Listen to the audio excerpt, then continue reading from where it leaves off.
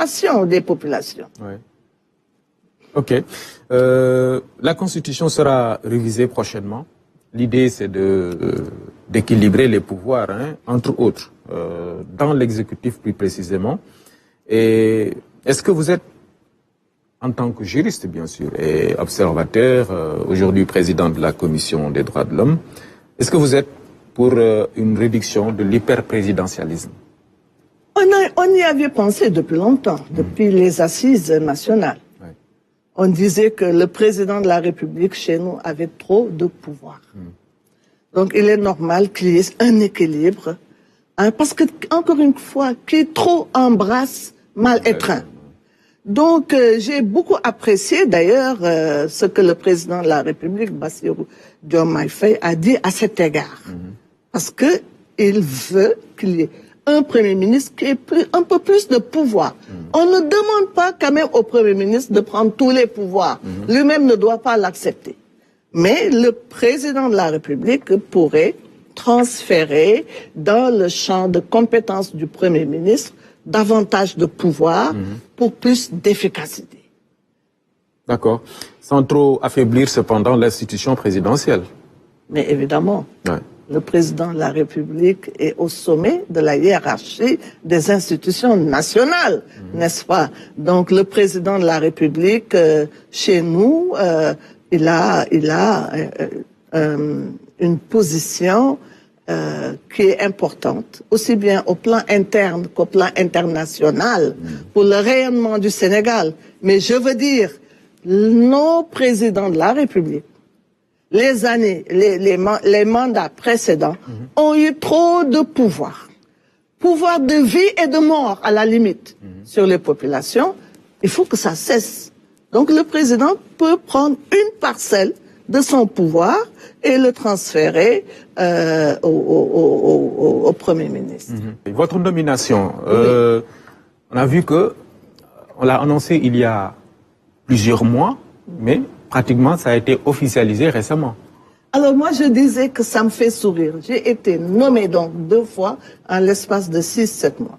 Parce que le président de la République m'a nommé en juin 2024. Je suis entrée en fonction en fin juin.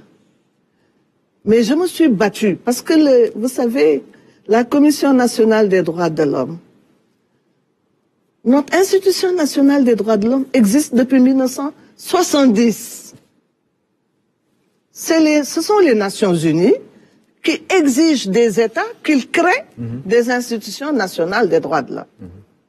Le premier président fut Feu Kéba Mbaye, le grand juge Kéba Mbaye.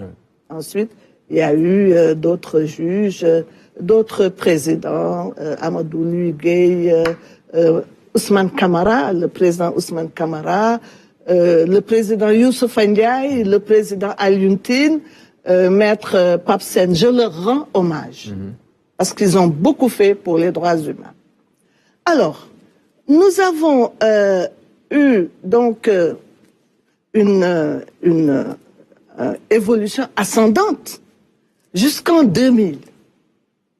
En 2000, parce que nous sommes allés au statut A. C'est le statut obtenu par toutes les institutions qui se respectent dans le monde.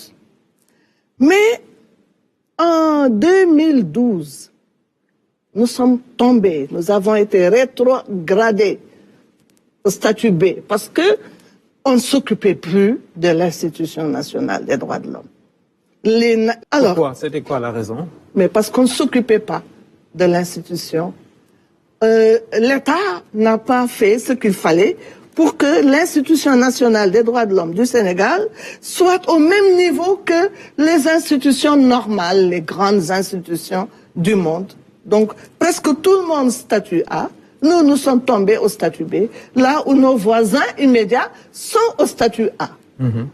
Alors, donc, il y a eu vraiment beaucoup d'efforts qui ont été faits par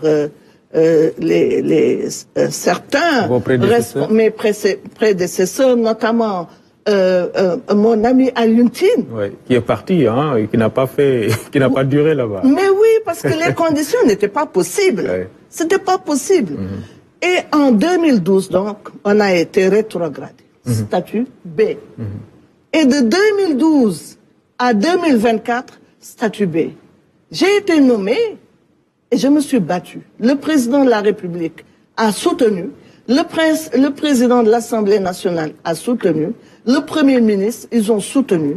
Avant qu'il n'y ait dissolution de l'Assemblée nationale, on a voté la loi portant réforme de l'institution nationale. Donc le président m'a nommé à la tête du comité sénégalais des droits de l'homme. Je me suis battu pour que cette loi soit votée, mais dans la loi, il était inscrit qu'il fallait respecter les principes des Nations Unies, c'est-à-dire les principes de Paris, et qu'il fallait que le poste de président ou présidente passe par appel à candidature. Et c'est ce qui a été fait. Oui.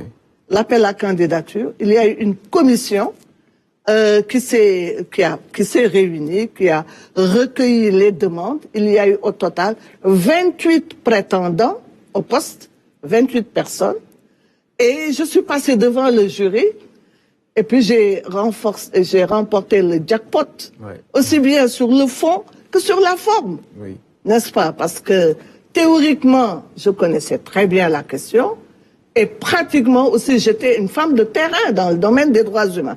Voilà donc ce qui s'est passé pour... je suis passée devant un jury composé d'une dizaine de personnes, en même temps que d'autres candidats. D'accord. Voilà, et j'ai été choisie. Parfait.